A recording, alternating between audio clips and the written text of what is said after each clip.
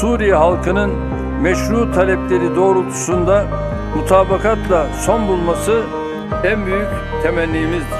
তুরস্কের সাথে ইসরায়েলের শত্রুতা তুঙ্গে, সিরিয়াকে ঘিরে নতুন ভূরাজনৈতিক উত্তেজনা, মধ্যপ্রাচ্যের রাজনীতি সর্বদা উত্তপ্ত এবং পরিবর্তনশীল।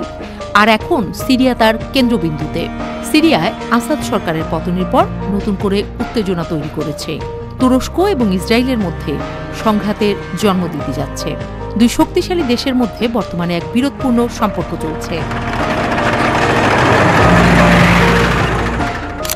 ইসরায়েল এবং তুরস্ক সিরিয়ার উপর তাদের প্রভাব বিস্তার করতে মরিয়া। এই দ্বন্দ্বের এক নতুন এবং গুরুত্বপূর্ণ দিক হল তুরস্কের নেতৃত্বে মধ্যপ্রাচ্যের সুন্নি শক্তি এবং ইসরায়েলের নেতৃত্বে ইহুদি রাষ্ট্রের নিরাপত্তা বিষয়ক উচ্চাকাঙ্ক্ষা।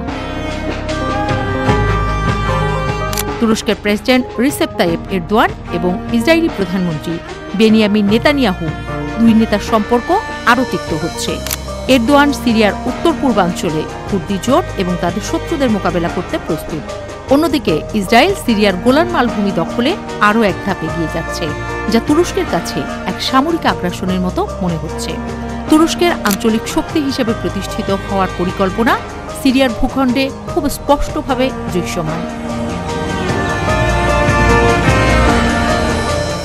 এরদোয়ান একাধিকবার বলেছেন, প্রথম বিশ্বযুদ্ধের পর অটোমান সাম্রাজ্যের বিভাজন যদি ভিন্নভাবে হতো, তবে সিরিয়ার আলেপ্পো, দামেস্ক আধুনিক তুরস্কের অংশ হয়ে থাকত। এরদোয়ান যে সিরিয়ার রাষ্ট্রীয় অখণ্ডতার প্রতি তৎপর সেটা স্পষ্ট। তুরস্কের পৃষ্ঠপোষকতায় এইচটিএস তাদের শক্তি বৃদ্ধি করছে। তুরস্ক তাদের সমর্থন দিয়ে সিরিয়ার উত্তর পূর্বে নতুন ইসলামিক শাসন প্রতিষ্ঠার পরিকল্পনা করছে। في غضون 11 يوم بفضل الله عز وجل تتحرر سوريا من شمالها إلى جنوبها ومن شرقها إلى غربها। তুরস্কের শত্রু কুর্দিরা, যারা মার্কিন যুক্তরাষ্ট্রের সমর্থনে সিরিয়ার কিছু অংশে শক্তিশালী হয়েছে, তাদের কাছে তুরস্ক কোনো ছাড় দিতে রাজি নয়।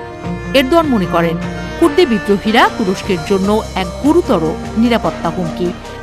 তাই সিরিয়ার কুর্দিদের সমর্থনকারীরা তুরস্কের মূল শত্রু হয়ে উঠেছে।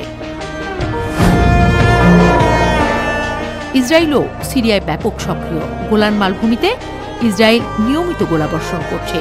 সিরিয়ার গোলাবারুদের ভাণ্ডার, যুদ্ধবিমান, মিসাইল, রাসায়নিক অস্ত্রাগারে হামলা চালাচ্ছে। তবে তুরস্ক সিরিয়ার সার্বভৌমত্বের লঙ্ঘন কোনোভাবেই মেনে নেবে না।